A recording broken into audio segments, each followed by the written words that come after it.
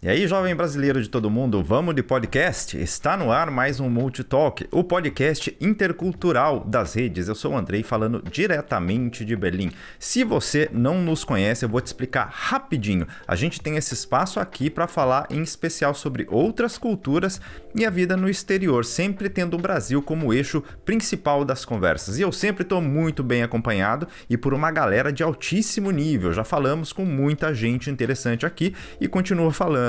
E o papo rola sempre com aquela vibe marota que só a gente sabe fazer por aqui. E só para deixar registrado, este é o primeiro episódio de 2022 que eu consigo fazer sem a minha touca. A temperatura passou dos 20 graus em Berlim. Sensacional! E também queria agradecer o feedback que a galera tem deixado nos comentários, tanto no YouTube quanto no Instagram. São esses gestos que motivam a gente a continuar fazendo esse negócio aqui.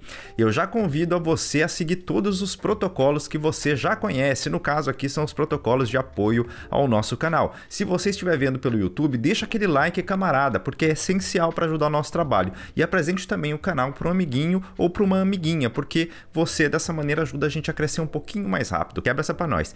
Quer apoiar um projeto cultural show de bola e ainda concorrer a prêmios? Se inscreva no canal. Nesse vídeo aqui que está aqui no card, e também eu vou deixar o link na descrição, tá explicado quais são os prêmios que a gente vai sortear aqui. Assiste lá se você quiser. Você pode inclusive ajustar a velocidade deste vídeo para 1.5. Você vai conseguir assistir mais rápido um vídeo que já é rapidinho e vai entender integralmente. Pode confiar no tio. Se você nos encontrou em alguma plataforma de áudio, saiba que todos os nossos outros episódios também estão disponíveis lá para você. Aproveita para se inscrever lá também. Dá essa força para nós. A gente está no Spotify, no Apple Podcasts, no Google Podcasts e alguns outros tocadores de podcast também. Se você gosta de algum tocador específico e não encontrou a gente, avisa, dá um toque, porque eu dou um jeito de subir lá para você. Agora vamos lá. Senhoras e senhores, hoje voltamos à Holanda, mais precisamente à região de Utrecht, uma das cidades mais charmosas da Europa. E hoje temos a presença da Clarissa Matos por aqui. Ela vai contar um pouquinho pra gente sobre como é a vida por ali. É sempre bom falar da Holanda. Agora aproveita que você precisa testar aquela nova receita que você aprendeu com a Ana Maria Braga. Prepare seus fones de ouvido e cola aí com a gente no rolê.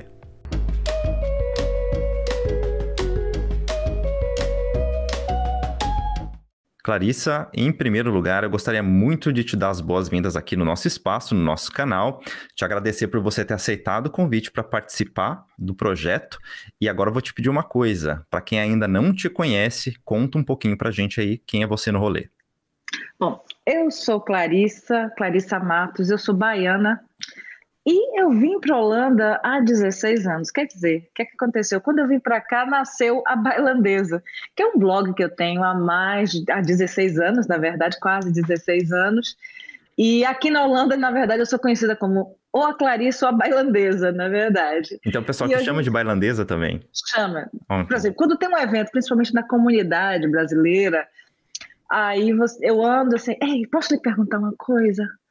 Você é a Bailandesa? Eu digo, sou. Outro dia na minha porta de casa, a menina parou na porta de casa. Ei, eu lhe conheço do Insta. Então acontece muito, muita gente me conhece como uma bailandesa aqui. Como eu falei, eu moro na Holanda há 16 anos e agora eu estou mudando um pouquinho o ramo profissional, mas a gente vai conversar sobre isso mais tarde, daqui a pouco na nossa conversa, que eu estou no ramo de panificação. Mas vamos deixar os detalhes para depois. E obrigada pela oportunidade de estar aqui também. Imagina, uma honra para mim. E conta pra gente como você foi parar na Holanda antes da gente começar a ir para as questões principais. Como você foi parar na Holanda? O que te fez, o que te motivou aí a Holanda? Gente, eu vim para a Holanda a forma mais bonita e o clichê, é o maior clichê, que foi por amor. É a forma bonita, mas é o maior clichê. Na verdade, eu costumo dizer que eu atravessei o oceano não a nado, mas foi por amor. Então, eu sou casada com um holandês e a gente se encontrou, gente, na era pré-jurássica da internet, não existia ainda Facebook, não existia nada disso. Era tudo mato ainda, né? Era tudo mato, exatamente, páginas estáticas, essas coisas. E eu trabalhava na área de telefonia e ele também trabalhava na área de telefonia aqui e não foi em Tinder, porque não tinha Tinder também, não tinha nada disso, ninguém estava procurando ninguém, mas por causa de trabalho a gente se encontrou E uma amizade surgiu, e depois de alguns anos foi que realmente, quando eu me separei, eu não me separei por ele, por sinal, e aí o que acontece? Eu resolvi fazer uma viagem depois do divórcio, não sei o que, aquela babado todo, eu disse, sabe mais, eu vou fazer uma viagem solo, na verdade eu ia com uma amiga, a amiga desistiu, botei meu mochilão nas costas e vim para Holanda. Vim para Holanda não, eu vim para vários lugares, assim, rodei a Europa, mas chegou na Holanda, depois desse contato online que a gente teve, que tal, que virou amizade, a gente se viu. E na Bahia dizem que mancha de dendê não sai. Então a gente se encontrou e aí ficou. E aí, hoje em dia, a gente está aqui, eu já estou na Holanda há quase 16 anos e a mancha de dendê não saiu ainda, está aí ainda. Maravilha. O amor faz cada coisa pela gente, né? Fala aí, né?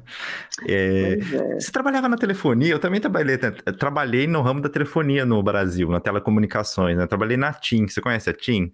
Conheço, eu trabalhei na Oi. Olha, concorrente, cara.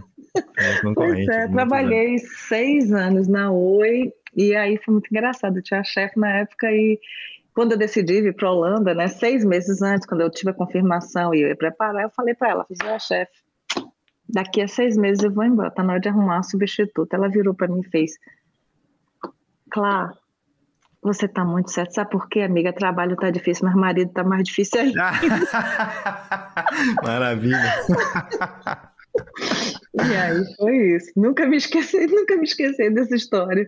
Sabe as palavras. Bendita chefe. E aí foi isso. Eu trabalhei na telefonia, mas sempre trabalhei na área de marketing, na área de comunicação. E aí foi assim, quando eu cheguei aqui na Holanda, quem trabalhava na área de marketing sabe que língua é uma das coisas mais importantes, né? E aí foi essa redescoberta do meu lado profissional, né? Como foi uma das dificuldades. Entendi. E agora fala uma coisa para nós. Vamos entrar no bate-papo agora, sério.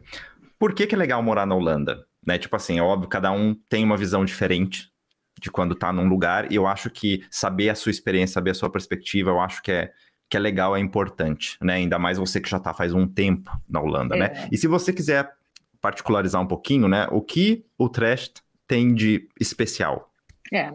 Quando eu me apresentei, eu não falei, aliás, na cidade onde eu moro, e é interessante falar da cidade onde eu moro pelo seguinte, Amsterdã, claro, é a mais conhecida, eu também sonhava em morar em Amsterdã e tudo isso, mas eu não moro exatamente no centro de Utrecht, eu moro numa vilazinha pertinho, mas é 15 minutos de bicicleta. Então, eu moro em Utrecht, e Utrecht é aquela coisa que, assim, eu considero Utrecht, assim, eu casei com Utrecht, agora Amsterdã é minha amante, entendeu? Aliás, eu tenho mais, porque você vai conhecendo a Holanda, você vai ver que Roterdã tem o seu charme, Haia tem o seu charme, e você vai ver que tem outras coisas. Mas eu tenho um negócio com Amsterdã também, eu tenho uma paixão por Amsterdã também.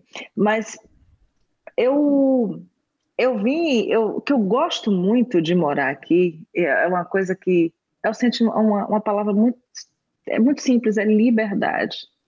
Eu acho que a Holanda tem uma coisa de você tem uma liberdade de ser quem você é. Você tem uma vida privada, assim, respeitada. E eu me acostumei com essa coisa assim, você pode ter seu cabelo roxo, se você não quer andar com a roupa da moda, você não anda com a roupa da moda. Acho que Berlim também deve ter muito disso, com certeza. Sim. É uma coisa meio europeia, mas a Holanda é muito explícita. O seu direito, o direito à liberdade, a sua liberdade de expressão, a liberdade de ser quem você é muito respeitada. E para mim isso não tem preço. E isso é uma coisa que eu estranho muito quando eu vou para o Brasil, às vezes eu estranho de como as pessoas comentam os outros. Existe uma pressão social muito maior no Brasil sobre beleza, sobre quanto você pesa, sobre aparência, sobre tudo. E isso aqui é muito mais low profile, assim. Existe, é claro que existe, sempre vai existir, mas aqui é muito low profile mesmo, você tem a liberdade de ser. E para mim isso não tem preço. Isso não tem preço. Eu costumo dizer o seguinte, que a Holanda não é meu país, mas é minha casa. É onde eu moro, onde eu me sinto bem de morar. Mas não é o meu país, minhas raízes estão lá. Eu não nego e amo. Não dá para largar, né? Eu amo, adoro minhas raízes e cultivo. Uhum. Mas, assim, eu me sinto muito em casa aqui. Né, se você perguntar assim, você pensa em morar no Brasil? Muita gente estranha essa resposta, eu vou dizer não. Eu não penso em voltar para o Brasil para morar. Uhum. Eu penso em voltar sempre ao Brasil para visitar, para renovar o meu DNA, minha baianidade nagô. Eu vou lá, dou a renovada e volto. Uhum. Isso, então essa parte da liberdade, vamos colocar quase que irrestrita, né? Que a gente tem de ser quem a gente é. Foi o que mais te surpreendeu no país? Ou você já tinha uma ideia a respeito disso? Ou teve também alguma outra coisa que quando você passou a viver aí, você falou, putz, não tinha ideia de que isso fosse desse jeito aqui? Olha só, quando você chega, a liberdade foi uma coisa que já atraía, mas assim, não foi a coisa que mais me surpreendeu. Porque quando a gente chega com olho de turista. A gente, eu ficava impressionada, assim, as casinhas tudo organizado, sabe? Aquela coisa assim. Eu me senti num desenho da Disney, numa história em quadrinhos, assim, num desenho de conto de fada, porque era tudo tão perfeitinho, aquele jardim cheio de hortênsias, assim, sabe? Aquelas casas todas iguaizinhas, de tijolinhos. Então, assim, isso, primeira coisa, a organização foi uma das coisas que mais me surpreendeu. O primeiro olhar foi realmente de organização, aquela coisa que tudo funciona, tudo está limpo, porque a gente veio no Brasil e quando eu vim, foi em 2006, assim, então a gente estava num período complicado, então assim, a primeira coisa, essa coisa de limpeza, organização, todo mundo fala baixo, sabe? Aquela coisa. Respeitar a fila, não, porque aqui ninguém respeita a fila, não. Porque aqui no Brasil respeita muito mais, tá? Uhum. Mas esse choque foi o que mais me chamou a atenção nesse início.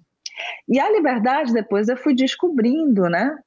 Essa coisa dessa liberdade de não reparar, de às vezes assim. A gente no Brasil comenta muitas roupas dos outros, do cabelo do outro, como tá e não sei o quê. E eu conversando com outras pessoas, eu notava que as pessoas disseram assim, né? Mas qual a importância disso? Uhum. Sabe? E aí você vai se tocando, digo, realmente não tem a menor importância, não tem a menor relevância, sabe? E aí você vai entrando nesse clima de liberdade, de respeitar a vontade do outro, a liberdade do outro de ser do jeito que ele é. E isso leva implicitamente a dizer que o que importa não é o que está aqui fora, né? O que você tem, o carro que você tem, mas é realmente quem você é a sua habilidade de se relacionar, de fazer o bem, de ser simpático ou não, de ser do jeito que você quer, do jeito que você é. E eu acho que isso, para mim, é uma das coisas que mais tem valor aqui na Uhum. Holanda.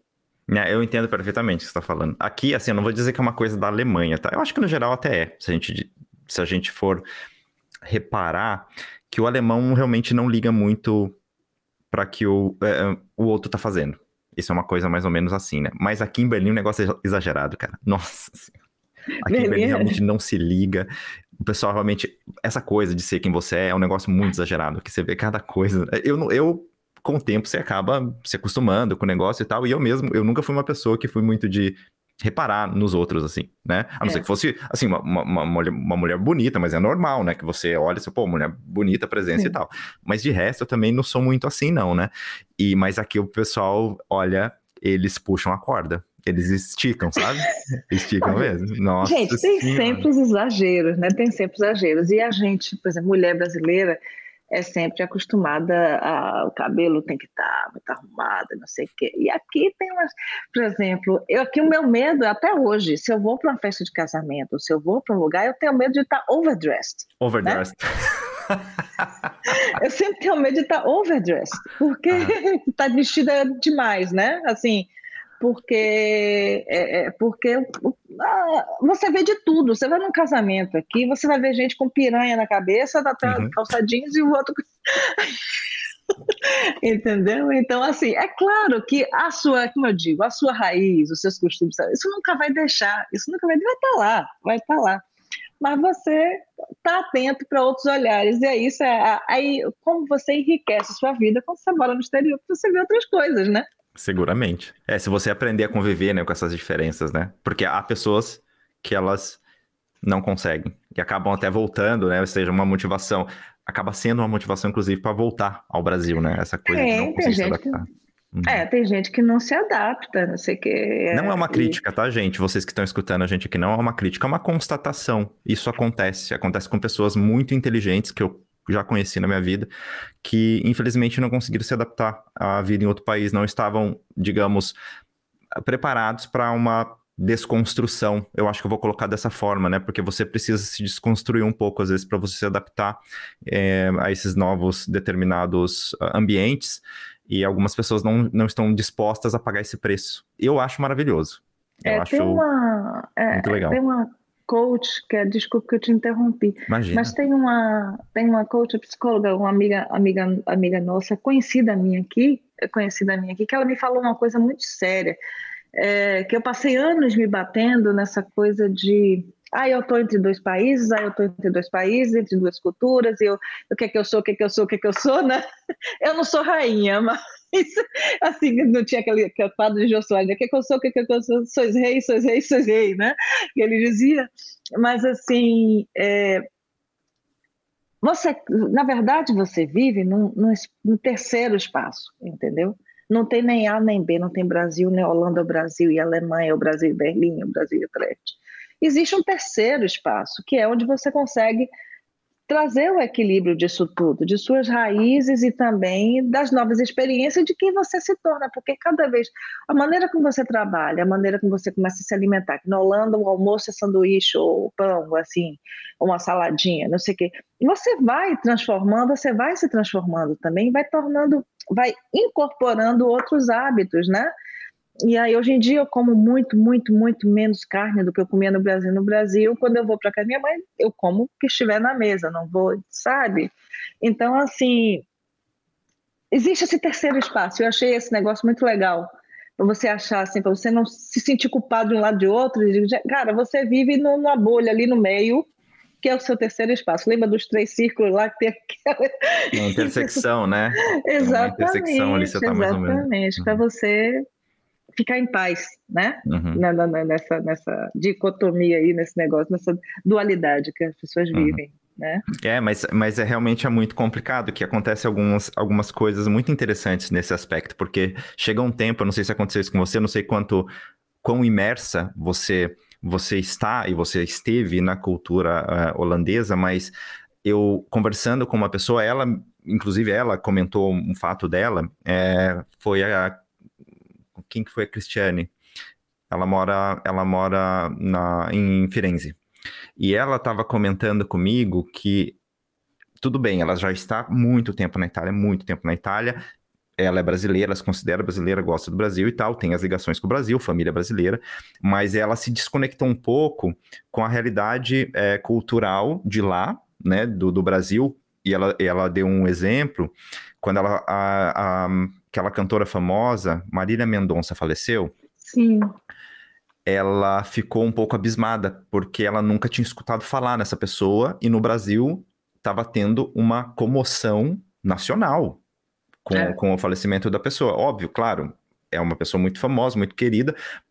Eu também, e aí ela me chamou a atenção disso, porque eu não conhecia, eu já tinha escutado falar de nome, talvez tivesse lido alguma coisa no UOL sobre essa pessoa e tal. Só que ao mesmo tempo, quando a gente está no meio das pessoas aqui, e elas começam a fazer referências a coisas da cultura delas, né, e aconteceu com ela também, acontece no meio da família, o marido dela também é italiano, e aí quando eles estão num karaokê cantando uma música que é muito famosa, imagina você no karaokê e cantar Evidências no Brasil, todo mundo sabe cantar Evidências, você gostando de sertanejo, você não gostando de sertanejo, e aí o pessoal estava cantando Evidências de lá, e ela nunca tinha escutado a música, ou seja, ela tá mais ou menos num limbo nesse negócio, e eu me sinto um pouco assim também, porque ao mesmo tempo que eu não conseguia acompanhar, né, digamos, o desenvolvimento cultural que seja, ou social no Brasil, por algum aspecto, eu também não estou 100% inserido. Longe disso aqui, né? Porque realmente muita coisa deles é muito distante de mim, né? Então a gente fica nesse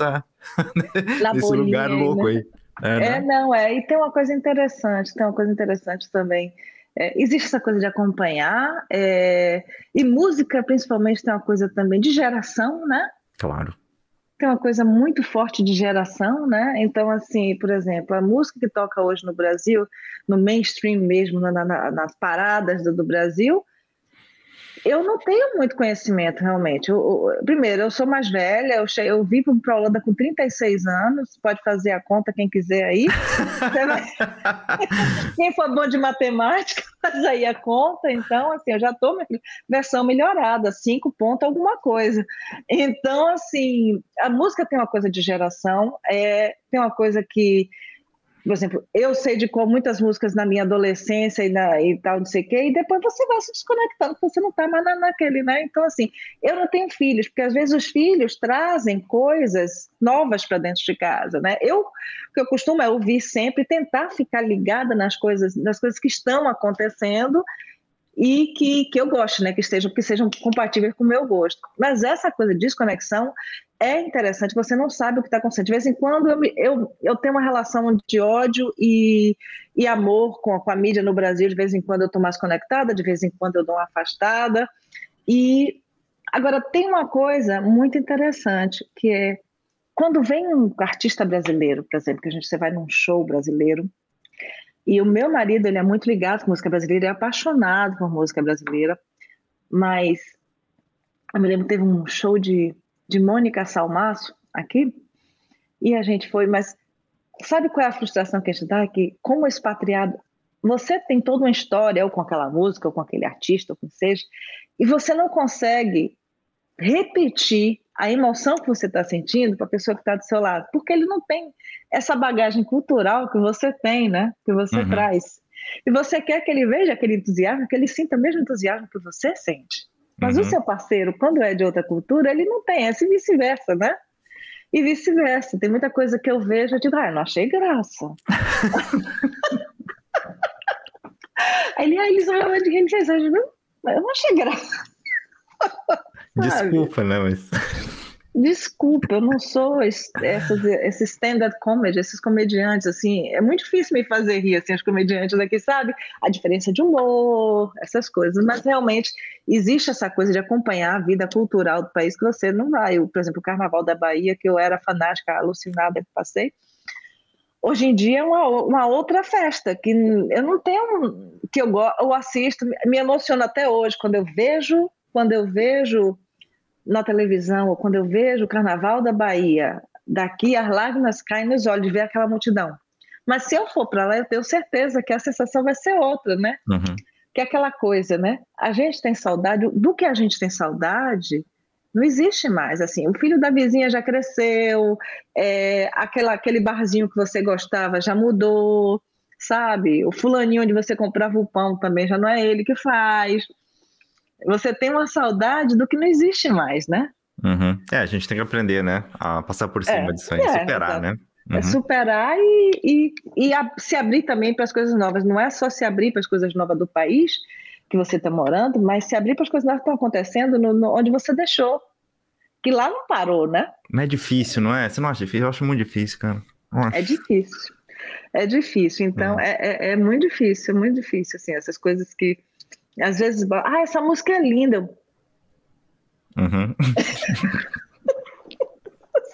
Nossa referência é outra já, não tem como, né? Mas nós temos outros parâmetros, né?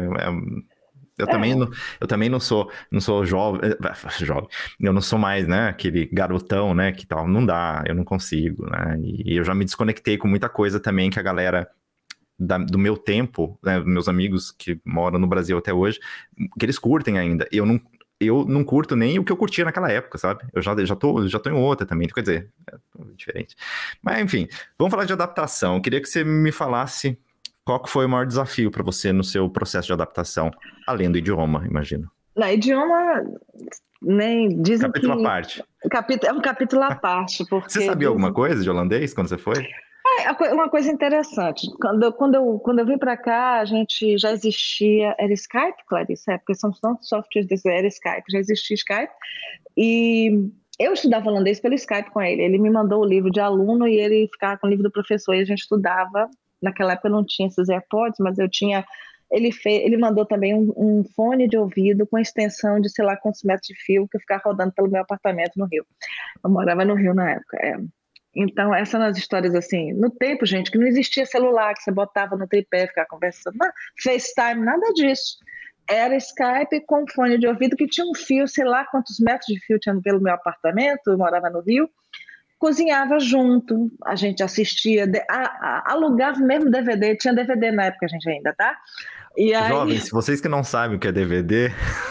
explica aí o que é DVD para essa galera. Não, era uma mídia física, tá? Sabe essa coisa que você vê na Netflix, no Disney Plus, no Amazon Prime? Então, ao invés de você entrar, logar na internet e ver o seu stream, ver o seu filme lá, o seu musical que seja, você tinha que alugar isso. Você tinha que ir numa locadora ou comprar a mídia, e você tinha um aparelho na sua casa em que você botava essa mídia que rolava. Viu, os jovens? Então, jovens, isso aí era difícil, não era fácil. Era difícil mesmo. Então, a gente alugava o mesmo DVD, 1, 2, 3 play, para assistir junto, sabe? Então, são essas coisas. Mas, então, o que acontece? A gente já estudava no Skype holandês. Então, quando eu vim para cá, eu já tinha a base, né? Eu fui o último grupo que não precisou fazer o teste de idioma para conseguir o visto. Eu não precisei, tá? Mas eu já tinha e eu queria muito estudar porque, como eu falei, eu vim com 36 anos de idade. Para mim, eu não vim para a Holanda para fazer um teste. Eu tinha uma missão, né? Assim, era para dar certo. E então, mas aí o que acontece? Então, dizem que holandês não é língua, é dor de garganta, né? É uma doença de garganta. E é por aí, né? Então, a língua eu vou deixar à parte. Depois a gente faz alguns comentários sobre a língua. Mas a minha maior dificuldade, realmente, é o seguinte. Assim, como eu falei, você tem muita liberdade na Holanda, eu amo e tal. Mas tem uma coisa na Holanda que você demora tempo de se acostumar. Que é vamos falar de uma forma educada, a assertividade. Assim, eles são diretos, mas eles são diretos ao extremo. E beira, assim, ele tem um pezinho lá na falta de educação. Entendeu? Tem histórias ótimas, assim, de uma pessoa que me mandou um e-mail me convidando para um lugar, eu muito educadamente respondi que não poderia ir para o almoço, que eu tinha outro programa e tal. Aí ela me mandou um e-mail dizendo: Clarice, me desculpe, esse e-mail não era para você. Ela podia ter deixado quieto, né, na verdade. Pois é, não, até tem muita gente que me diz que esse é um exemplo extremo, que na verdade, mas assim, os holandeses são muito diretos, eles não são como o brasileiro, aquela coisa pegajosa, aquela coisa assim mais carinhosa, que pega, que não sei o que, não, e eles falam o que eles pensam. Não, dizer não para eles não tem essa coisa. Aqui não existe vou pensar, aqui a gente se fala depois. Aqui amanhã não a gente existe... compra, depois a gente compra. Não quero. Não gostei não. Poxa, olha minha roupa nova aí, não gostei não. Sabe, assim, nesse... é na tampa mesmo, assim. Então, assim, isso para mim... que eu sou uma pessoa muito sociável, eu sou uma pessoa que eu converso muito, assim, eu gosto de conversar com as pessoas e tal, e não é assim. Então, assim, isso para mim foi a maior dificuldade. A assertividade dos holandeses, isso foi... E eu me lembro a coisa da comida, né? A coisa da comida. Brasileiro, você sabe que brasileiro, eu não sei, quando você é pequeno, que você tem um bombonzinho que você faz assim e dá pro seu amigo, sabe? Você divide tudo, o brasileiro divide comida, né? Isso é uma coisa do brasileiro. E o holandês, acho que é um país que já passou por guerras, que já tem essa história toda. Por exemplo, ele cozinha, acho que o alemão também deve ser assim. Ele cozinha o que ele precisa comer ali na hora para não ter desperdício. É uma outra mentalidade. É uma outra mentalidade. O brasileiro cozinha aquela coisa que quem chegar, venha, senta aí, toma mais uma, pega uma cadeira, puxa a cadeira, senta aí e tal. E isso, assim, eu ficava chocada com as pessoas, assim, porque se alguém chegar, geralmente não acontece, mas se alguém chegar na hora do jantar, ele vai ser oferecido um café. Ele não vai dividir a comida com você. Então, assim, essas coisas, essas diferenças culturais, para mim foram muito difíceis. Essa coisa, a assertividade mesmo, eu achava, que povo grosso. Eu achava, mas depois, quer dizer, você vai entender. O que eu digo é o seguinte, você antes de você rejeitar, você tem que tentar entender o porquê. Por que que as coisas são assim? Por que que as pessoas reagem assim? E aí, e depois você vai se acostumando. Hoje em dia, essas maluquices, essas assertividades, eu dou até risada. Eu digo, tá bom. Mas você não ficou um pouco assim também? Você não Eu pegou um digo pouco o não com jeito? mais facilidade. Uhum. Eu digo não com mais facilidade. Tem umas coisas, eu dizer não, hoje em dia eu digo não. Não, sinto muito. Com toda educação, olha, não quero, não estou com vontade. Ou e tal. Ah, eu também, sabe? Mas me dá uma dorzinha no coração quando eu preciso fazer isso. Quando eu faço isso. Não, tipo assim, na hora eu não percebo. Mas eu percebo É, logo depois que eu falei. Eu falo, putz, eu podia ter inventado uma desculpa aqui, é, ao invés de ter é, sido tão direto. Né? Mas é.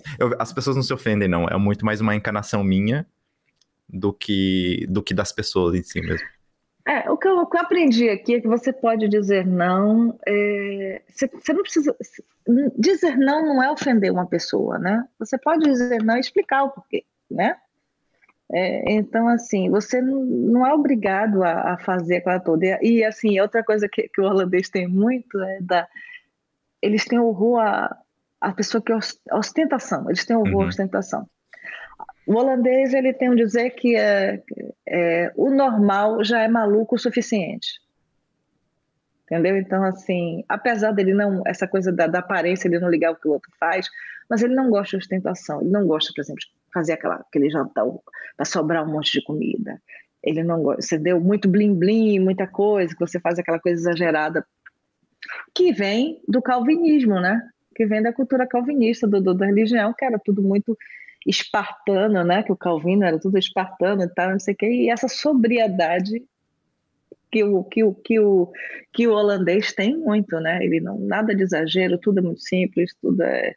E aí tem dois casos.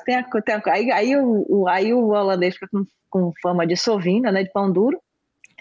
E, e por outro lado, tem um lado positivo, que é o seguinte, que você aprende também a valorizar pequenas coisas, sabe?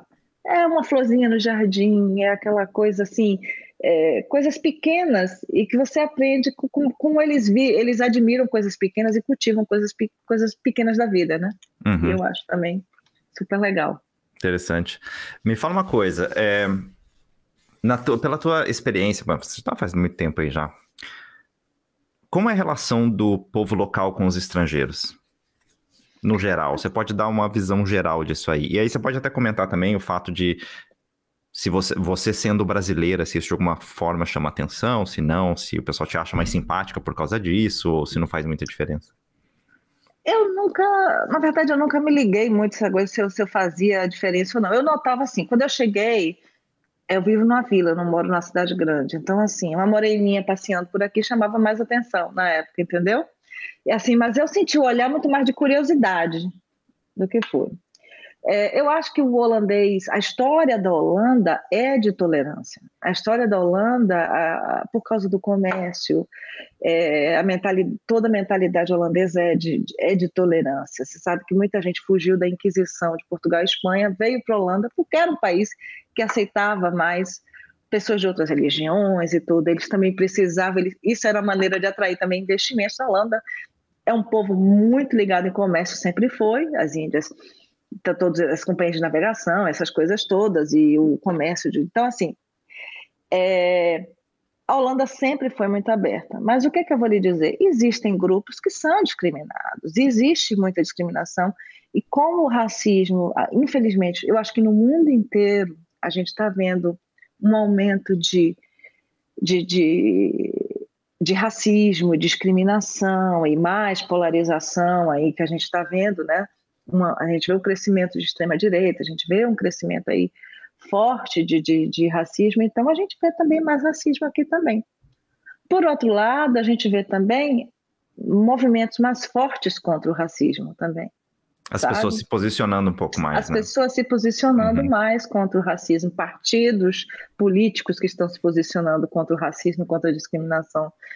Então, mas ao mesmo tempo, infelizmente, a gente vê coisas que eram antes que os holandeses não falavam em termos de outras raças. Ninguém nem perguntava de onde você era, que era not done, né? Você não podia, Uhum. não podia perguntar, mas você vê mais E, e você vê um aumento de racismo também.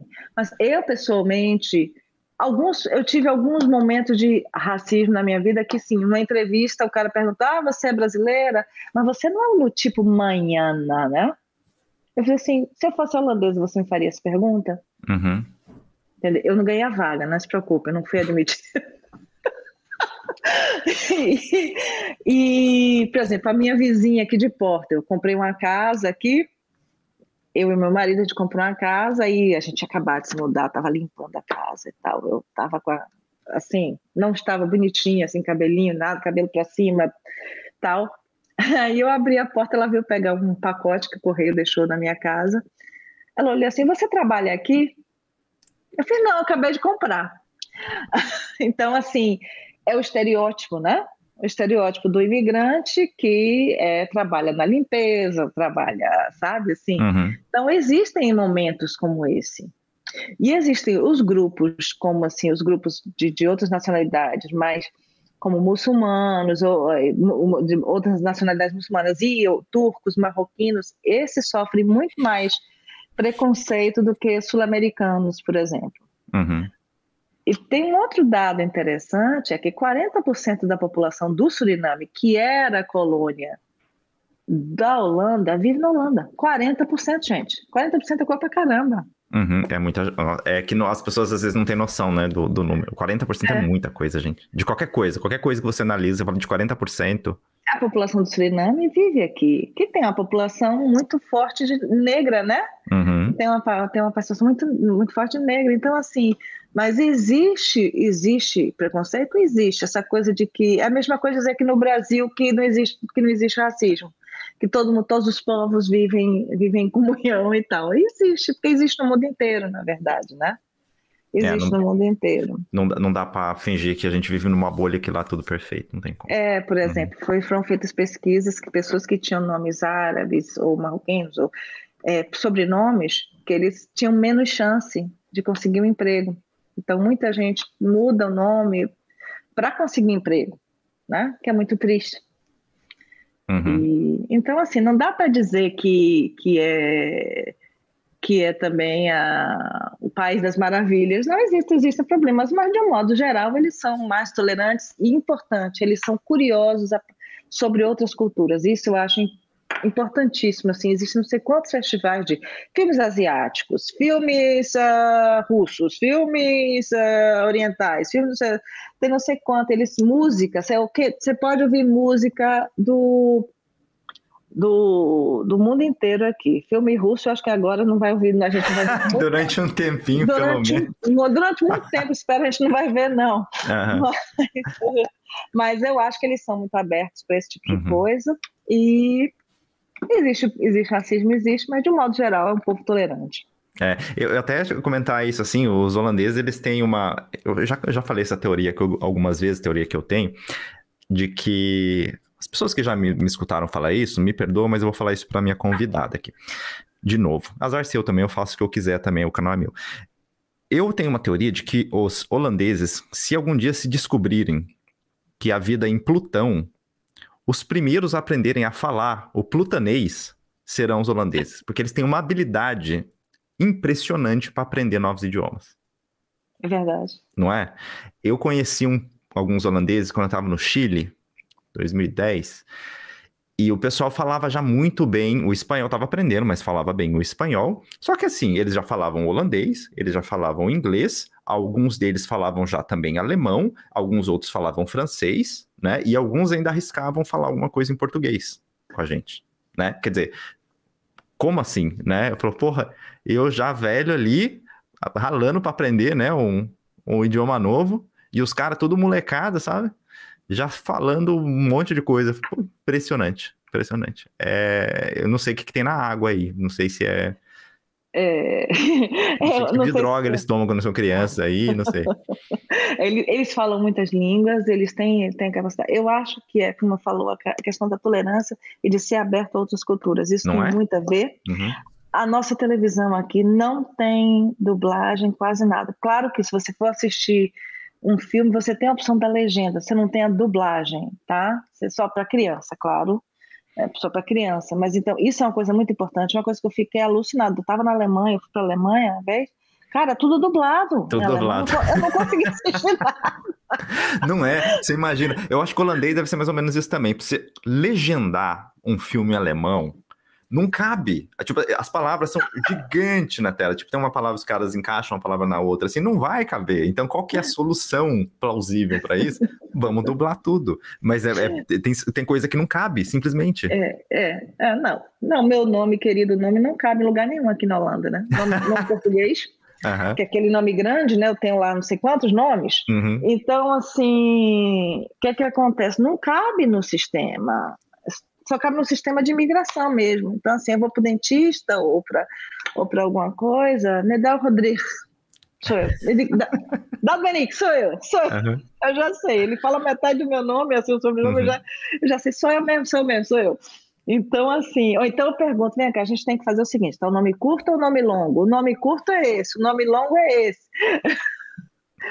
E aí, o que acontece é que, realmente, então, assim, essa coisa da abertura para outras culturas, a questão de tolerância, a questão deles realmente terem na escola várias línguas, a mídia não ver dublagem, eu acho que isso é muito importante, porque você tem o contato com a língua, né?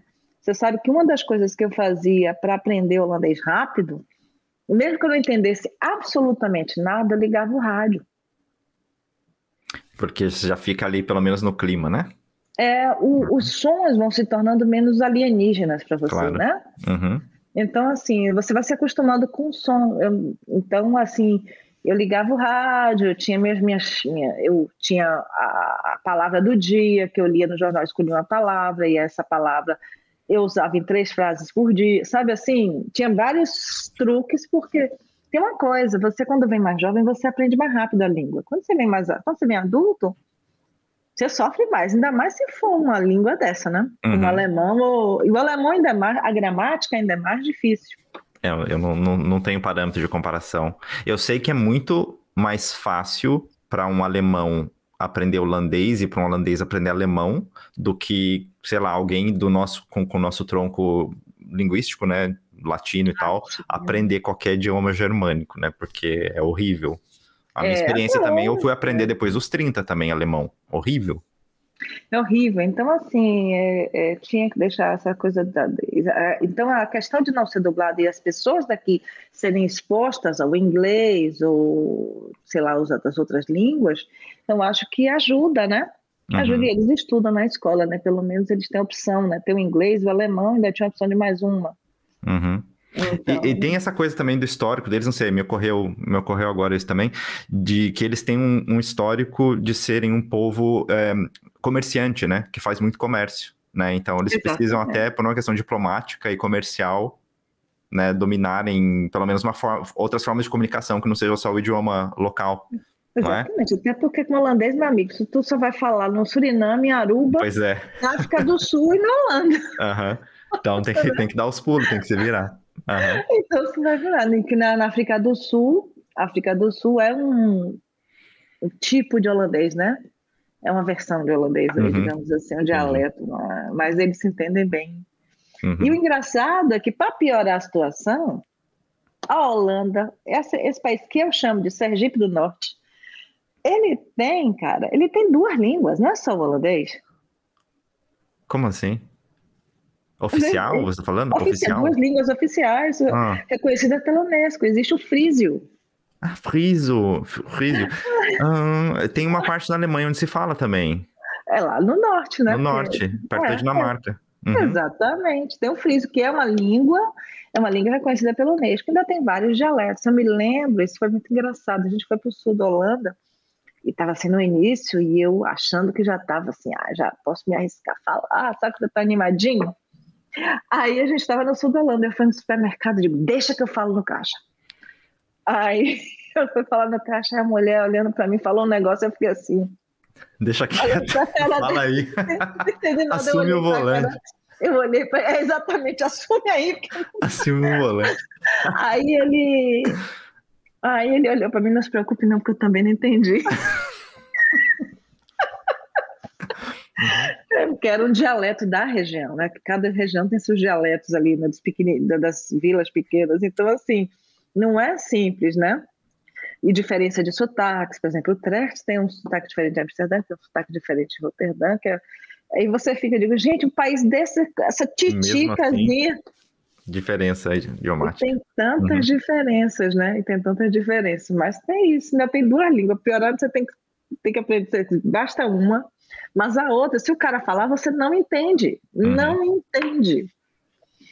Na minha família tem casos desse aqui. Na minha família, assim, bem, a minha mulher também vem do norte, é por isso que eu conheço, assim, em alemão se fala Friesisch, né, que é como se fosse um dialeto que eles têm aqui, eu não sei a proximidade, o quanto tá atualmente com o Friesio que se fala, né, na Holanda, mas aqui tem também. Sim. Inclusive, quando a gente tá indo, a gente vai de trem pro norte, quando a gente vai visitar lá, né, a família dela, e aí, a partir de uma determinada estação de trem, eles anunciam os nomes das estações, né? Quando eles vão falar, vamos chegar na estação tal em alemão e em frísio, né? E tem, quando você chega nas estações, também tem escrito lá o nome em alemão e o nome em frísio, né? Mas, enfim. E a outra parte da família da minha mulher mora no sul, né? Mora em Augsburg, que é uma cidade que está em Bayern, né? Na Bavária.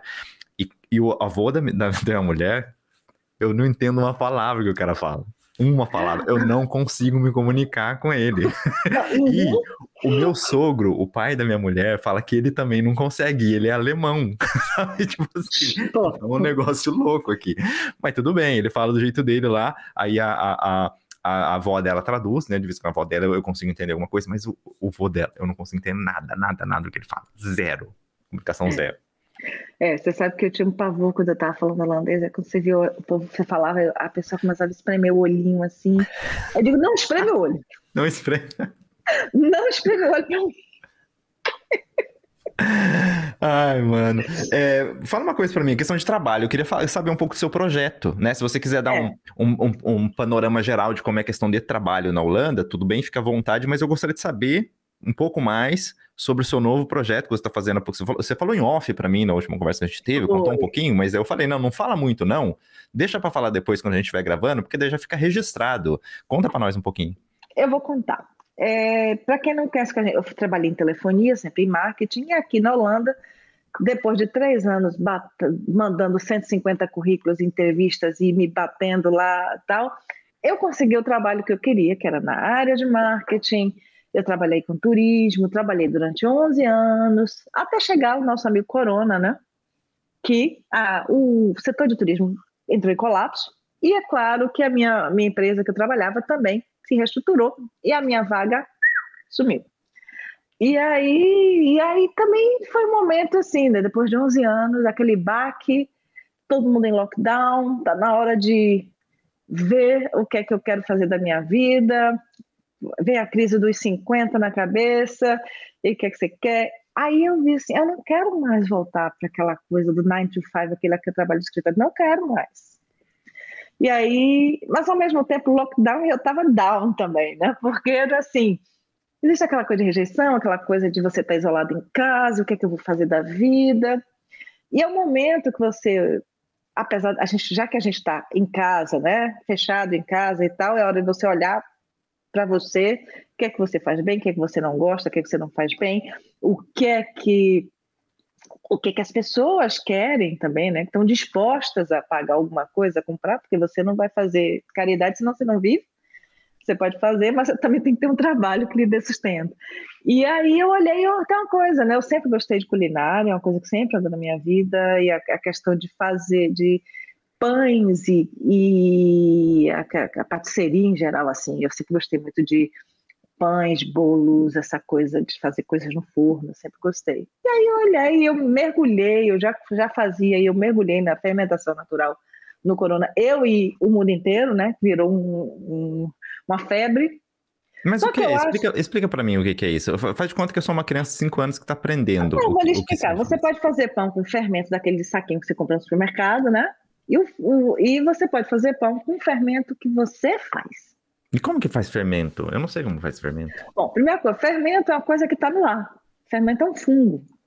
Ok, faz sentido. A gente chama de fermento selvagem. Uhum. Ele está na sua roupa, ele está na sua casa. Eu não preciso me Tá? preocupar com isso não, né? Não, é Tá bom. benéfico, não se preocupe Uhum. não, vai ficar dodói não.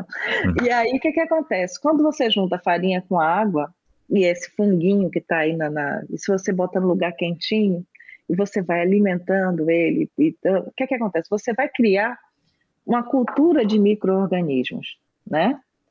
E isso aí você vai ver que ele vai crescer de volume, fazer aquelas bolhas de dióxido de carbono, que é o que faz o pão crescer, por exemplo.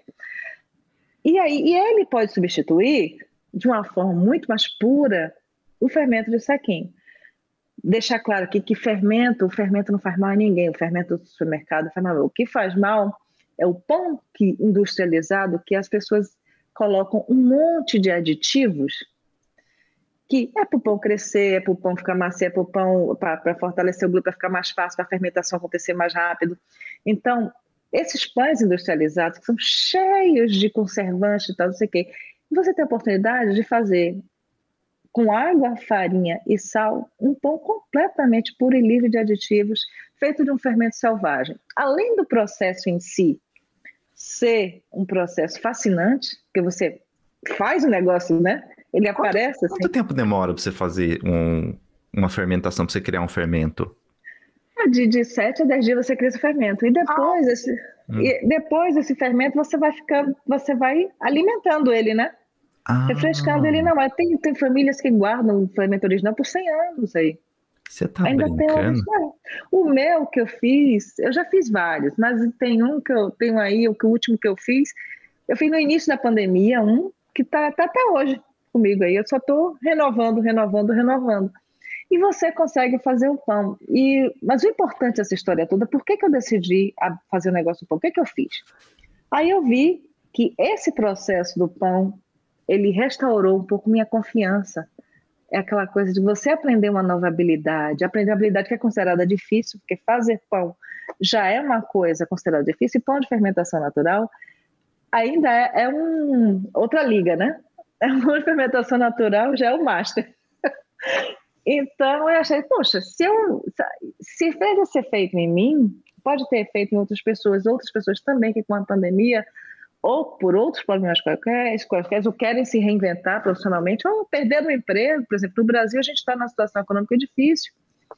E então, eu disse assim, isso pode ser uma coisa, eu posso inspirar e educar as pessoas a fazerem um pão de fermentação natural. E daí surgiu o Baila Bakes, o Bailandesa, a Baila também Bakes, né? Ela Uhum. também faz. E aí surgiu o Baila Bakes, que é uma plataforma de conhecimento para panificação artesanal. No momento eu estou me dedicando muito mais à fermentação natural, mas em panificações em geral, e daí vão surgir vários produtos. Eu estou trabalhando num curso, vão surgir o curso online que daqui a pouco vai ser lançado, Já já, já já. estou Uhum. finalizando, Uhum. porque também nesse ponto eu gosto de ficar tudo direitinho, então estou finalizando, e vai surgir uma mentoria para fermento natural. Por exemplo, você não quer fazer o seu fermento natural sozinho, você quer um acompanhamento, vai surgir uma mentoria de fermento natural que a gente vai aí ficar um tempinho juntos, uma semana, 10 dias, um grupo de pessoas que a gente vai trocar experiências e todo mundo vai terminar com o seu fermentinho natural pronto. Perfeito. Vão surgir workshops também aqui, físicos aqui na Holanda, né? E talvez online para outros países. Então, são coisas que vão surgindo tudo para conhecimento. Mas a base de tudo, assim, muita gente pergunta, onde eu posso comprar seu pão? Eu digo, eu não vendo pão. Eu não estou vendendo meu pão, mas eu gosto de inspirar as pessoas a fazerem. Primeiro, fazer o seu próprio alimento é uma terapia e te faz bem. E aprender uma nova habilidade faz bem para nossa cabeça, né? Claro. Uhum. E essa é a ideia, é vender o conhecimento de fazer pão, Uhum. de fermentação natural. E para empreender aí, assim, independente de ser na tua área, né, vamos colocar, eu não sei se a gente pode falar sobre ensino ou se pode falar sobre, porque você está vendendo conhecimento, é complicado empreender na Holanda? Você tem algum tipo de incentivo ou vai tudo de você mesmo, você tem que se virar para fazer tudo? Olha só, você tem muito apoio para empreender na Holanda. Existe o KVK aqui, que é a Câmara de Comércio, você vai lá, se registra, paga uma taxa. O site é provido de muita informação, tá? Assim, de apoio. E uma coisa interessante, você vê como as pessoas querem que você empreenda. Quando eu fiz a minha negociação, quando eu saí do emprego, eu tinha lá a minha indenização, digamos assim, e eu fui na Câmara de Comércio, eu tinha uma coach no meu seguro-desemprego que me ajudava com o meu business plan. Olha, que legal, cara. Uhum. E outra coisa, porque eu tinha muito tempo de trabalho, o que acontece? Eu tinha a opção de ficar 6 meses, eu reduzi o meu seguro-desemprego, porque para receber o seguro-desemprego você tem que procurar emprego, né? Você tem que comprovar, né? Eu conheço esse esquema. Então, assim, mas o que foi que eu fiz? Eu reduzi o valor que eu estava recebendo para eu ter mais horas para me dedicar ao meu negócio. Isso é possível. Isso aí durante o período de 6 meses para você montar o seu negócio. E aí, depois disso, o que acontece? Você aí toma uma decisão, olha, eu quero voltar para o seguro-desemprego, não quero empreender, não. Ou você pode dizer assim, não, eu quero empreender, e aí o que acontece? Eu não recebo mais o meu seguro-desemprego, mas se o meu negócio não der certo, eu ainda posso voltar para o seguro-desemprego. Eu tenho um período para tentar. Então, assim, eu acho que é um apoio tanto. É uma coisa muito bem pensada. Você tem várias conversas com o seu coach lá e tal, e aí como é que está indo, manda o seu relatório, manda o que você tem feito e tal. Então, assim, existe um apoio enorme para quem quer empreender, e principalmente o pequeno empreendedor, né? Existe também pelo Imposto de Renda, pela Receita Federal, que também tem os seus apoios como o Simples. Como no Brasil tem aquele Simples, aquela coisa toda que você paga menos imposto, essas coisas todas. Então, dá para empreender sim. Eu acho que a questão não é o governo. Agora, tem coisas que existe uma burocracia, principalmente coisas de alimentação, coisas, assim, se você for vender alimentação, é um processo muito rígido de segurança, né, de higiene, dessas coisas. Por exemplo, se você fosse vender o pão em si, já seria uma outra vibe, né? Seria outro esquema. Você tem que obedecer um monte de normas e tal, e eles são muito rígidos com a alimentação, né? Mas empreender em si, você tem muito estímulo. TI é fácil, vai lá no KVK, diz o que é que você vai fazer e mete bronca, né? Legal. E aí aprender. E eu queria te fazer uma pergunta agora que tem a ver com uma pesquisa que eu faço, que na verdade é talvez a razão de ser desse canal aqui, né? Eu converso com as pessoas para pegar informações e em algum momento isso vai se transformar em alguma coisa. Você contou um pouco pra gente no começo que a tua motivação, se eu estiver errado, você pode me corrigir, a sua motivação de viver na Holanda, ela foi numa escala de 0 a 100% aí. Ela foi 100% pessoal, né? Eu acho que não teve um momento que você pensou profissionalmente, no seu lado profissional, quando você falou, vou morar na Holanda, né? Eu acho que foi muito pessoal. Totalmente, é 100% pessoal, totalmente. Tá. E aí eu te faço uma pergunta, e aí você pode complementar, ou você pode falar um pouco sobre o que você acha sobre isso, que nós, como brasileiros que moramos no exterior, eu sempre penso nisso. Na tua opinião, nós temos condições de alguma forma ajudar o Brasil a se desenvolver como nação, né? E aí, se você precisar de algumas pistas, né? Algumas pessoas vão para o lado financeiro da situação, que manda dinheiro para a família, ou para alguma instituição de caridade, outras pessoas falam realmente em criação de conteúdo, outras pessoas falam de compartilhar realmente cultura, né? Porque as pessoas também sabem como a vida funciona aqui, para poder inspirar de alguma forma, no lado de lá, né? A parte de influenciar mesmo. Algumas pessoas vão para o lado eu achei muito legal essa resposta, a primeira vez que eu escutei, que é de uma diplomacia informal, que é de representar o país fora, né? De transmitir uma mensagem do país, que às vezes é um pouco diferente da imagem em que as pessoas têm do Brasil. Então, eu me comporto de uma maneira que eu vou fazer com que as pessoas percebam que não são todos os brasileiros que são talvez problemáticos, né? Que a nossa fama internacional, de uns anos para cá, ela melhorou bastante, embora nesses últimos anos tenha piorado um pouquinho, mas ela, durante muito tempo, ela foi muito ruim, né? Até nos anos 90, né? Esse tipo de coisa. Eu não sei, tem outros tipos também de, sei lá, de maneiras, talvez, de colaborar. Na tua opinião, a gente, como pessoas que moram fora, a gente tem alguma maneira de alguma forma ajudar o Brasil, ou você acha que é muito difícil? Não, eu acho totalmente que você pode ajudar. Existem várias, todas essas que você falou são válidas. Eu acho que é, você pode fazer caridade, claro, acho que caridade faz parte do dia a dia de cada um. Eu acho que se você pode ajudar, por que não? Quem pode ajudar deve ajudar. Mas eu acho que na minha experiência, o que é que acontece comigo? Primeira coisa é você trazer um olhar diferente para quem está no Brasil. Por quê?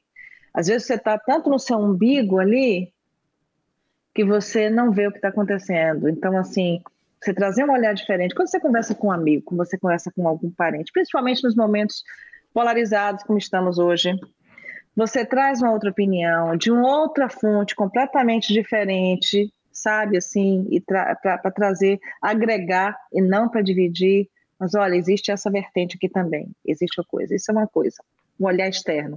Quando você olha o seu país, quando você olha o seu país de outro continente, parece que a gente bota uma lupa, né? Parece que a gente está vendo o nosso país com um microscópio, assim, né? E a gente vê um monte de coisas que a gente não via quando a gente está lá dentro. Uhum. Então, eu acho que isso é uma coisa que você pode trazer, uma nova visão. A outra coisa que eu acho essa coisa de representar o país, você pode representar também, mudar a imagem, você pode apresentar a cultura do país, e é isso eu faço muito aqui. Eu tenho uma organização sem fins lucrativos, eu, meu marido e um casal amigo nosso. Ela é brasileira e ele é holandês, que é o Brasil 030, que na verdade é uma organização sem fins lucrativos que a gente promove cultura brasileira, rodas de samba, o que seja, choro. A gente ainda não fez, mas pode ser uma dança, pode ser qualquer atividade cultural que a gente vá promover e mostrar a cultura do Brasil aqui. Isso você pode trazer. E outra coisa, pelo fato de você estar em outro país, você pode ser um elo entre gente que quer fazer negócio na Holanda aqui, você pode juntar pessoas, você pode fazer parceria, sabe? Uhum. Você pode fazer, ou se não for de negócio, pode também saber trazer duas pessoas. Tem uma ONG que está precisando de alguém aqui, olha, eu conheço. Então, você pode ser um elo disso, e você pode promover o desenvolvimento, mesmo que seja em pequena escala. Quem pode fazer em larga escala, quem tem uma empresa grande, quem tem uma organização que tem uma penetração, uma influência que seja muito grande, aí que você pode promover. Então, assim, promover esses encontros de pessoas que estão precisando, e pode ser de tudo, gente, pode ser precisando realmente de coisas, precisando de exposição, às vezes tem uma instituição que tem um projeto bacana que pode trazer para cá. Qualquer passinho que você dá, qualquer ajuda nesse ponto, é sempre um pouco a mais. Então, sempre existe uma forma de ajudar. Mas que todo mundo que está no outro país, que não seja só aprender o que está nesse país, mas conectar um país com outro, né? E a gente aí multiplica. Legal. Não, verdade. A parte da conexão, eu também não tinha pensado dessa forma, dessa perspectiva, mas é realmente uma perspectiva muito interessante. É interessante também que você falou um pouco sobre realmente proporcionar uma outra perspectiva, né? A gente está num outro país, a gente olha para o Brasil e tal, e eu conversei com uma outra pessoa que mora em Amsterdã, a Michelle, e a Michelle me falou uma coisa muito parecida com isso. E aí ela, digamos, chegamos numa máxima que ela escutou de alguém, e realmente é muito verdade isso aí. Para você conhecer o Brasil, você precisa sair do Brasil, né? Tipo assim, para que você possa realmente enxergar de uma forma diferente, porque quando você tá lá, você tá dentro da caixa, né? E é legal você também saber qual que é a dimensão da caixa de fora da caixa, sabendo, porque aí você vai saber qual que é o tamanho da caixa, você vai saber qual que é o formato da caixa, né? E aí você realmente vai poder, talvez, moldar na tua cabeça, nas tuas ideias, né? De uma maneira mais completa, no mínimo de uma maneira mais completa, né? De uma outra perspectiva. Eu acho também uma coisa, assim como eu falo como o pão, para quem eu ensino o pão, eu digo, você só aprende comparando. Bom, é uma coisa que você vai fazendo. Eu criei até uma planilha de anotações para você comparar o que você fez com um, o que fez com o outro, para depois saber o que você aprende comparando. Então, se você está, como você falou, dentro da caixa lá, você não tem comparação. Você não tem como comparar. Se você mora em outro país, você tem como comparar. E tem coisas ruins e coisas boas dos dois países, né? Porque também tem assim, né? Ah, mas você mora na Europa, você não sabe de nada aqui. Sabe? Existe essa coisa. Existe essa. Mas você não mora aí, você não sabe o que você está falando. Cara, eu morei aí 36 anos da minha vida e acompanho as notícias, né? Então, assim, e eu conheço, então, assim, existe uma coisa, e eu posso, mais do que isso, além dessa visão de cima, digamos assim, não de cima hierarquicamente, mas de cima no sentido, a visão aérea, né? É mais ampla, vamos É colocar mais assim, né? ampla, Uma lente mais aberta, né? mais ampla, você É. pode comparar e você vê. Então, existe essa coisa de realmente você tem que sair para conhecer. Não tem aquela história também que você, quando você larga o parceiro ou a parceira, que agora você vai ver o que era bom? Não tem? Não Que tem dá aquela raiva, dá história? raiva pensar nisso, né? Que eu tomei umas decisões erradas na vida, tá? Eu não gostaria Exato, de falar não sobre tem isso, mas aquela história. Você vai sentir falta depois quando você perde, ou você sente falta quando você perde, ou você vai dizer, meu Deus, você quer que eu fiquei ali que eu tava. tanto tempo, Pode crer. Aham, não pode é? crer. Hoje eu afirmo que realmente eu perdi muito tempo na minha vida. Hoje eu falo pra você, eu sou muito mais feliz do que eu fui antes, Pois é. né? Então, assim, com o país é isso. Eu digo, meu Deus, como é que eu pensava assim durante tanto tempo e mudei, porque eu achava que isso era certo, ou que eu gostava disso e agora eu não gosto. Então, assim, você tem comparação. Então, você pode agregar na discussão. Uhum. Na discussão mais uma vez, discussão não é briga, No discussão é debate. conversa, Pode contribuir com o debate. debate, é verdade. É, Uhum. é. Então, assim, você contribui trazendo um novo olhar, né? Um novo olhar. Se aceita ou não, aí é outra história. É outro problema. Aí já não é problema nosso também, né? A Aí é gente outra tenta. história. A gente A gente contribui. tenta, aí é outra história, é outra história. Uhum. E acabar com essa. Eu queria muito acabar com essa história de que, essa ilusão que as pessoas têm de que morar na Europa é chique. Eu queria tanto acabar com essa história, sabe? Não, mas a gente não vai conseguir, né? Tem as chiquezas aqui, né? Mas, pô, a gente que tem que lavar nossa própria privada, a gente tem que limpar a casa. Não, você pode até contratar alguém para fazer, mas é caro, né? É, É caro. é, Né? A vida aqui também não é assim de, né? Vamos dizer, um glamour, né? Não é, ela é, tem umas coisas também. é. Né? Tem a Não, parte de segurança, você pode ser o que você quiser, como a gente conversou antes. Tudo isso é legal, realmente não tem preço, é impagável isso. E o preço que a gente paga por isso é realmente a gente ter uma vida mais perto da realidade, vamos dizer assim, né? Vamos eu colocar dessa acho forma. é que, na verdade, as pessoas são pagas, as pessoas que fazem esse tipo de serviço que você não quer fazer, elas são melhor pagas do que no Brasil, né? Claro. E aí, se a E é gente for justo. entrar nessa seara, aí a gente vai entrar em história, e aí Uhum, é muito grande. É muito grande. uhum. Deixa eu fazer uma pergunta polêmica agora. Fala. Aí, sua opinião, tá? O que você pode observar aí, você pode até fazer digamos também, dar uma geralzona no negócio aí, né? A gente sabe que a Holanda, ela tem no geral, tá? Uma política de tolerância muito grande com algumas drogas leves, né? Em, Sim, sim, em sim, sim. especial, tem, claro, álcool, talvez em todos os lugares tem essa tolerância, mas na Holanda tem a fama do pessoal, né, que gosta de maconha, né? De fumar Sim, uma sim, sim, maconhazinha é aí, legal. É né? legal, é. É Você legal. pode cortar 5 gramas Tá? e você pode fumar Tranquilão, no coffee shop. sem problema, sem estresse, né? Você acha que esse tipo de política aí ainda é naturalmente aceito? Ou rola algum estresse no debate interno? Porque eu já escutei falar uns tempos atrás aí que o pessoal já estava começando a restringir, começar a rever algum posicionamento a respeito disso. Não sei até que ponto chegou, não cheguei a acompanhar o debate até o final. Mas pelo que você pode observar aí, tem um estresse ou é uma coisa muito mais reservada à parte mais conservadora e tal, e que realmente não aceita esse tipo de coisa? Existem algumas coisas em relação à legalização da cannabis ou da maconha. Uma coisa é que as pessoas acham que você pode fumar aqui, você pode fumar em qualquer lugar. Vou no supermercado, vou na padaria, sabe, assim. Eu vou lhe dizer o seguinte, eu já vi gente fumando maconha no supermercado, tá? Mas já vi na fila do supermercado lá fumando. Mas Caraca. assim, e ninguém deu nada. Mas vamos falar assim, se a gente falar do modo estrito, né, em termos de lei, você pode fumar no coffee shop. Ok. Ele Uhum. o uso da cannabis, o uso da maconha é tolerado, ou seja, a polícia tem coisa mais importante para fazer do que alguém que está fumando um baseado no ponto de ônibus, entendeu? Então, assim, a polícia tem coisa mais importante para fazer do que isso. existe uma coisa muito interessante que pouca gente sabe, é que, sim, outra coisa, que a prefeita de Amsterdã estava com um projeto para ela permitir a compra nos coffee shops apenas para os moradores da cidade e não para os turistas. Porque o que é que ela quer evitar? Ela quer evitar o turista que só vem para isso, né?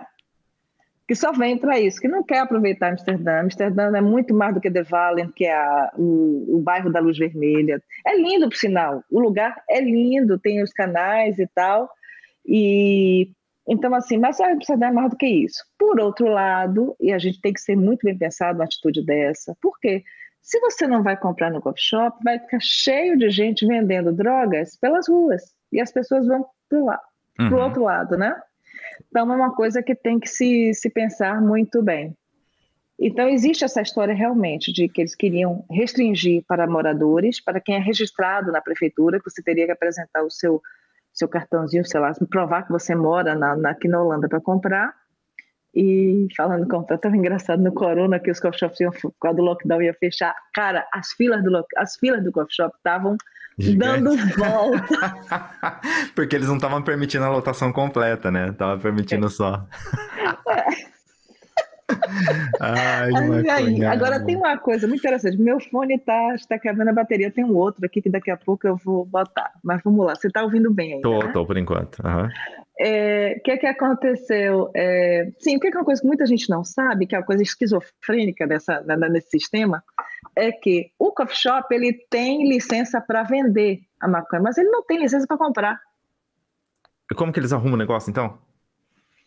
Vistas grossas, né? Você tá brincando? O que acontece? O que é que o governo controla? Ele controla o estoque do coffee shop, que ele tem um limite do estoque, ele tem não sei quantos quilos ele tem, não sei quanto tem.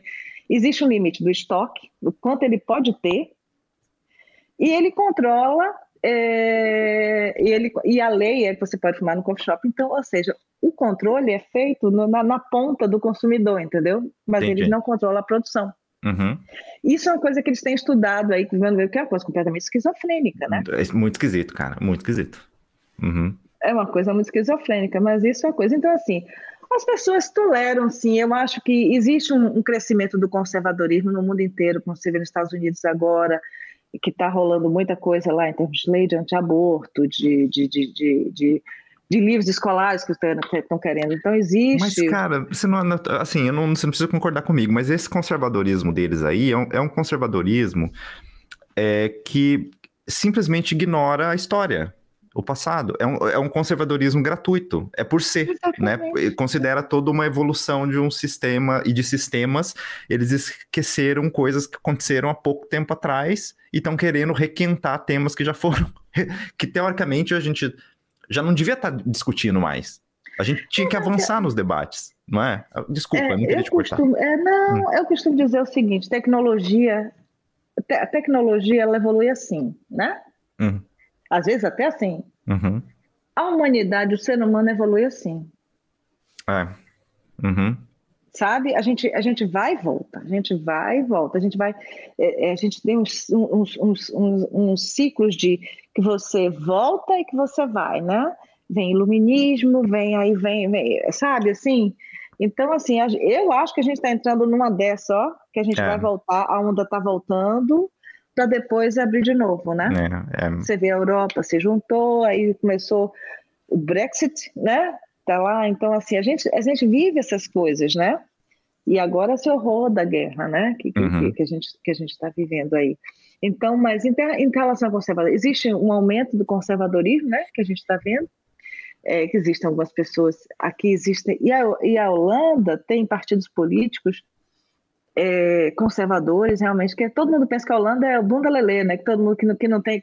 Gente, aqui tem partidos assim extremamente religiosos. Tem que a gente chama do Bible Belt aqui, que é o cinturão bíblico aqui, né?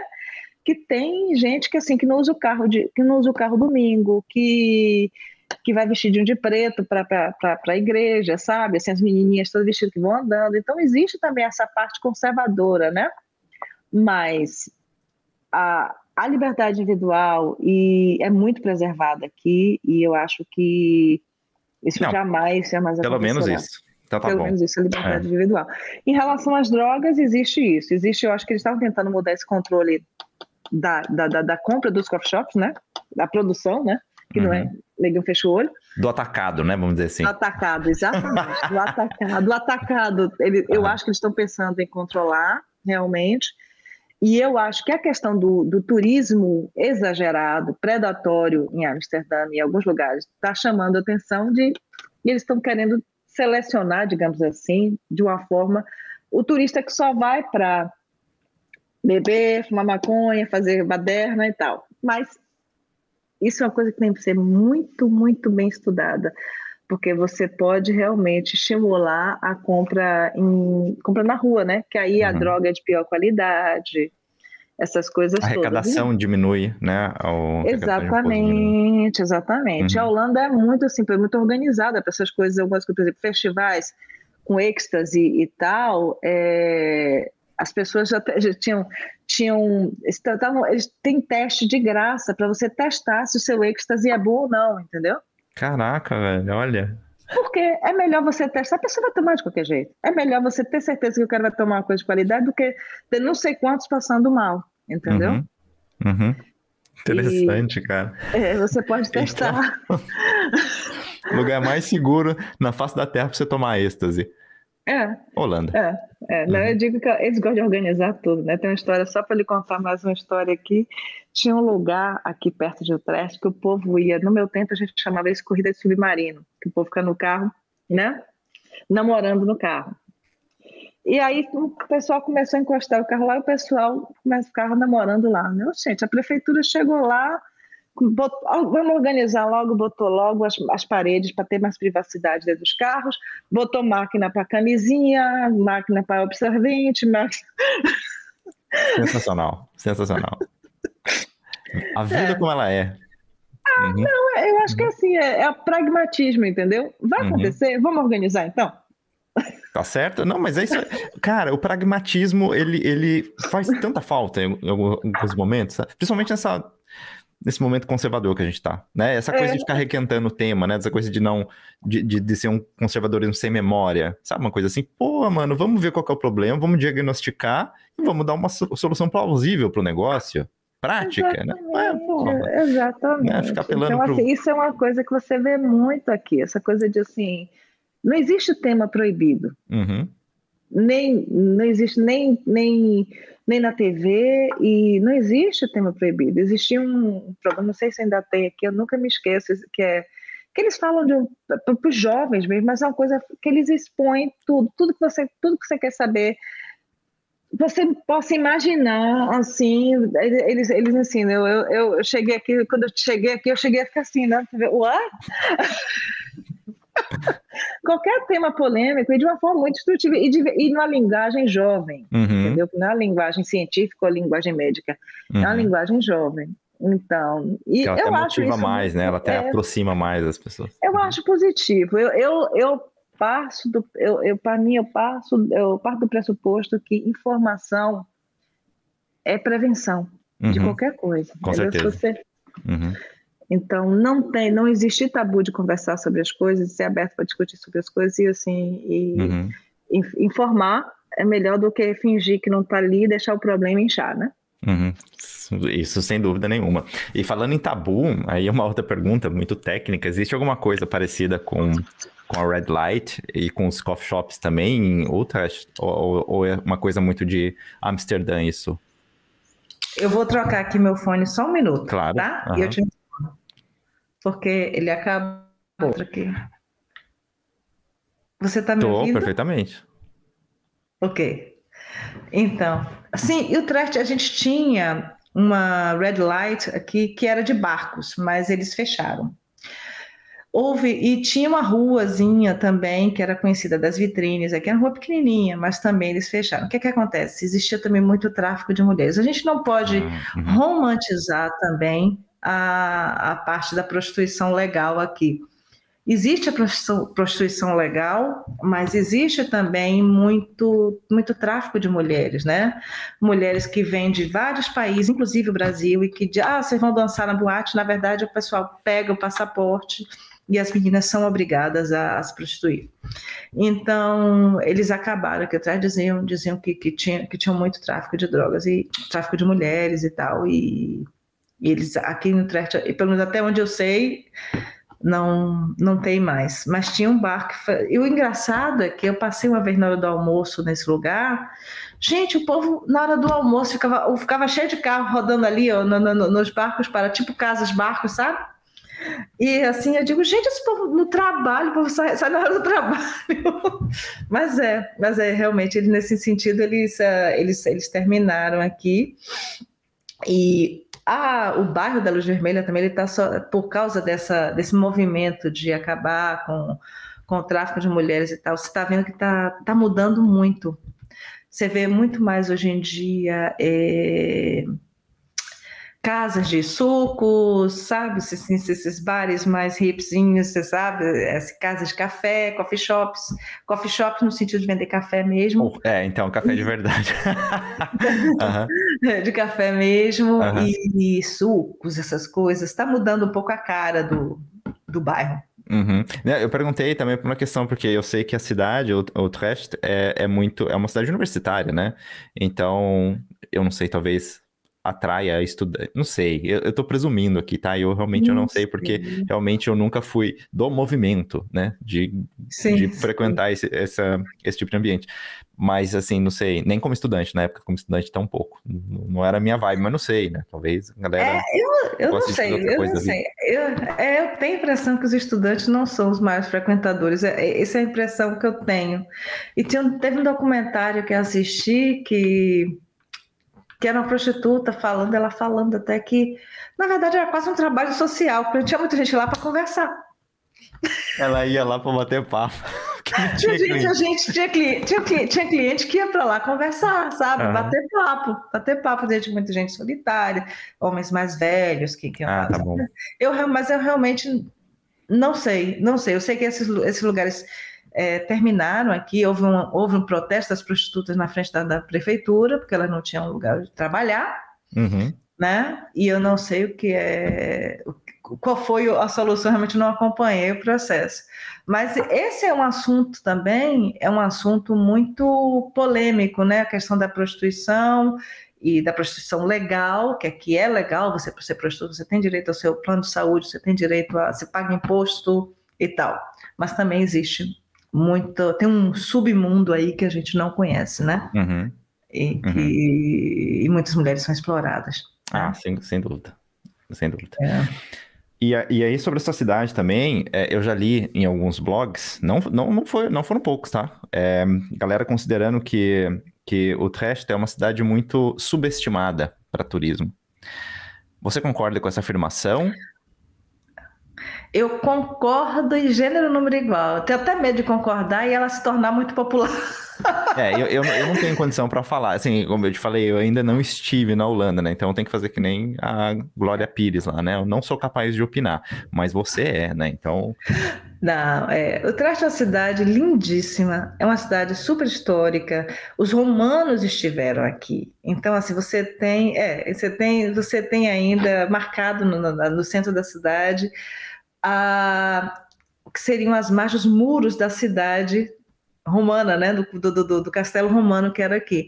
Então, assim, é uma cidade que aconteceram milhões de coisas. Tem o Tratado de Utrecht, que foi o tratado que fizeram as páginas das tribos germânicas, foi assinado aqui em Utrecht. E tem canais como Amsterdã e quase toda a Holanda, mas tem uma coisa que só tem em Utrecht. Ok. Que no canal você tem restaurantes na beira do canal, você senta realmente na beira do canal. E isso só tem em Utrecht. Tem a Torre do Dom, que na época, hoje não, mas na época era a torre mais alta da Holanda, né? Que você podia ver. Não sei mais quantos metros tem, eu já esqueci, mas eu subi, são mais de 400 degraus. Mais de 400 degraus que você sobe.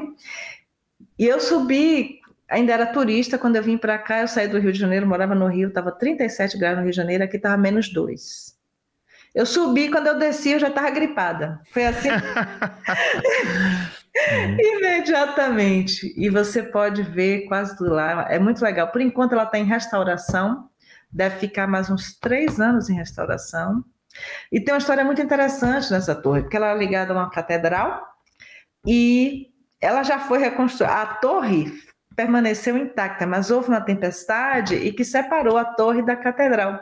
Eles fizeram 2 vezes. É interessante, a torre permaneceu intacta. Então, hoje tem uma praça lá e já foram 2 vezes que isso aconteceu. Eles reconstruíram e veio de novo, então, assim, eles deixaram a praça. Mas é uma cidade que tem muita história, é uma cidade que tem muitos restaurantes e muitos lugares assim para coisa para fazer, porque tem uma cidade universitária, então tem a vida muito vibrante, né? Vida cultural também boa, que a gente tem um prédio, um centro cultural com não sei quantos palcos, então acontece muita coisa.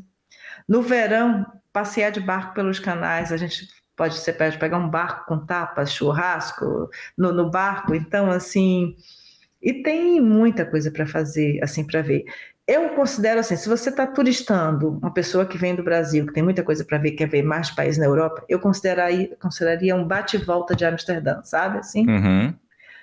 E se você puder ficar mais tempo, tudo bem. Mas se você fizer um bate-volta, já vai ter uma impressão bem bacana. Tem um museu grande, que é o Central Museum, que é legal, que é bonito. Tem um convento Caterina, que é mais clássico, que é um museu mais clássico, tem muita coisa da Igreja Católica, mas tem exposições interessantes lá também. E tem uma vida noturna bacana, assim, de restaurantes, bares e essas coisas. Então eu vou te dar um desafio agora, nesse momento. Se você fosse me indicar 3 rolês, assim, eu vou passar, eu vou para Utrecht, tô em Amsterdã, mas eu vou dar um giro lá, no Utrecht. Eu sei que eu consigo ir no mesmo dia. 3 lugares que eu preciso visitar de qualquer forma, porque senão, se eu não visitar esses 3 lugares, se eu não fizer esses 3 rolês, eu não conheço a cidade. Vixe, é difícil, porque é um centro pequeno. Eu acho que... O que eu acho mais bonito de Utrecht é você realmente andar pelo centro. Então, não é um lugar específico, mas é o centro de Utrecht. E eu acho passear de barco pelos canais, de preferência que não seja aquele barco cheio de vidro, assim, né? Que seja no verão, é que você consiga fazer um passeio. Esse passeio, você com um grupo de amigos no barco fazendo, ou você pode escolher a comida que você quer, o tapas e tal, é um passeio que eu realmente recomendo. Tem um bar que eu acho muito bacana, muito, muito bacana, que era uma igreja, o bar, e que hoje é uma cervejaria belga, que eu considero super bacana. Assim, isso é uma coisa peculiar na Holanda, as igrejas virarem bares e casas de show, livrarias, essas coisas, né? Porque as igrejas têm cada vez menos pessoas, mas menos fiéis, então... Igrejas, mas tipo, igrejas que eram igrejas, não sei, católicas ou protestantes, não sei, tá. Algumas são católicas, essa era católica, por sinal, do Olivier. Okay. E o legal é que você entra, o órgão ainda tá lá, tem imagens dos santos lá, o altar tá lá, entendeu? Assim, e, poxa, cervejas belgas, assim, você tem não sei quantas para escolher, né? Então, lá eu acho que é um lugar inesquecível em Utrecht, que é o Olivier, que eu acho muito, muito, muito bom. Perfeito. O centro de Utrecht, eu acho que o Central Museu não é uma coisa inesquecível, mas quem quer comprar maconha tem que ir no coffee shop lá, que é o barco, os turistas. Tem um coffee shop que é o barco, que é um barco, dizem que é bom. Eu não fui, eu não fumo. Tenho nada contra, já levei vários amigos em vários cafés. Ai, Clá, eu quero ir, eu digo, bora, eu não vou, eu tomo meu cappuccino, mas você faz o que você quiser. Não tem problema, eu também acompanho. Putz, já não dá pra fumar, não dá mais. Gente, não dá. Passei da idade. Não, eu digo, eu vou, tomo meu cappuccino, você pode tomar, fazer o que você quiser. Toma conta. Perfeito. Eu tenho uma pergunta agora pra você, a pergunta mais importante dessa entrevista. Gente. Você está feliz? Eu estou muito feliz, Vou ficar mais feliz ainda quando eu lançar meu curso e botar as coisas nos trilhos. Eu estou num momento muito feliz de coisas novas que estão acontecendo. Estou bem casada ainda, está tudo tranquilo, isso já é uma parte muito boa. Moro num lugar que eu gosto, na minha casa, eu moro numa casa que a gente comprou há 5 anos, 150 anos, a gente está ajeitando a casa toda, a casa tem 150 anos, e assim, eu estou feliz. É um momento de descoberta, é um momento que Eu tenho muita dificuldade de largar as coisas, então assim, o Bailandesa, que é um blog de 16 anos, ele continua, para mim, ele nunca foi encarado como negócio, tá? Ele continua sendo, tá tudo, acesso a tudo, o pessoal tem acesso a tudo. E o Baila Bakes, que é o meu negócio atualmente, que é o que vai surgir, e eu quero muito que as pessoas se apaixonem por descobrir uma nova habilidade, aprenderem que pode se tornar um negócio, ou pode usar. Se eu puder inspirar mais pessoas, que essa é a ideia do negócio, eu vou ficar muito feliz. Eu vou ficar completamente feliz quando ele estiver lançado. Por enquanto, também no estresse de botar as coisas no ar, assim, que está demorando, mas vou botar. Mas eu estou feliz. Que legal. Não, mas também o processo também é legal, né? O processo também deixa a gente entusiasmado, muitas vezes. Principalmente quando é alguma coisa que a gente está apaixonado, que a gente é apaixonado. Não, o processo é muito bom, né? E você empreender, você vai descobrir um monte de coisas boas para você que você é de empreender, mas também você vai descobrir muita coisa que você tem que melhorar como empreendedor, claro, né? Faz parte. Faz parte. Né? Você está acostumado, quem está acostumado a trabalhar em uma empresa como empregado durante, sei lá, 20 anos, sei lá, bota aí, e de repente você que tem que decidir tudo, fazer as decisões, e aí, você vai lançar aqui ou aqui, isso aqui, essa coisa são os desafios também, mas está muito bom. Eu estou num momento feliz, sim. Legal. Clarissa, muito obrigado por você ter dispensado um pouquinho do seu tempo para participar aqui do projeto, de conversar comigo. Eu adorei o papo. Por mim, eu ficava muito mais tempo aqui, mas é que eu também tô com fome, sabe? Eu não almocei hoje. Eu também. E eu também não quero ficar enrolando com você aqui, né? Porque você tem muita coisa para fazer. Você tem um site para lançar daqui a pouco ainda. Nossa, é muito trampo. É muito trampo, tem muito trampo. Mas muito obrigada, eu que agradeço a oportunidade. E foi um prazer, foi uma delícia bater esse bate-papo. Assim, eu relembrei coisas que eu nem lembrava mais. Mas eu agradeço a oportunidade. E quem sabe não rola um outro papo quando tiver lançado. Claro, nossa, o convite está feito já. O convite está feito. Ajuda a dar um recado final aqui, então, assim, para galera que eventualmente te conheceu aqui por esse bate-papo e está interessado, quer saber mais sobre você, onde esse pessoal consegue te encontrar? Olha, você pode me encontrar no Instagram e no Facebook como o Bailandesa. Bailandesa é um nome esquisito que você só encontra no lugar, pode bater no Google, só vai ter eu, provavelmente. Bailandesa no Instagram. E quem está interessado em pão, o Baila Bakes no Instagram é @baila.bakes, @baila.bakes, esse é no Instagram, e está no Facebook também como Baila Bakes, e o site é o bailabakes.com. Então, você pode me encontrar num desses dois lugares aí. Perfeito. Eu também gosto de facilitar a vida do povo aqui. Vai estar na descrição do episódio aí. Os perfis de Instagram dela e também o blog também vai estar. Eu vou deixar. Os dois perfis de Instagram eu já falei, então é isso. Então, escreva para ela, se ela tiver tempo. Quando ela tiver tempo para te responder, ela vai fazer isso, com certeza, porque ela me respondeu rapidinho. Com certeza. Pode entrar em contato. Então é isso aí. Muito obrigado, espero então que a gente possa bater novamente um papo no futuro, quando você tiver lançado o teu empreendimento. E é isso. Muito obrigado. Tchau, pessoal. Obrigada a você, André. Tchau.